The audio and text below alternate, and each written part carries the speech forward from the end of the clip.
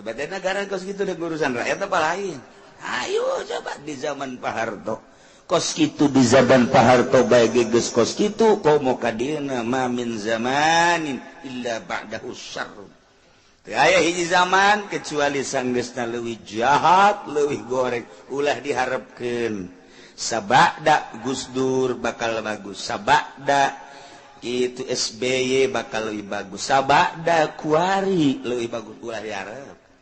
Mantak maning memperbaiki diri orang, mendekatkan diri ibadah ka Gusti Allah Subhanahu wa ta'ala. Nu mantak diayakeun pamimpin soteh jang urusan rakyat, kapanggih keadilan, kejujuran.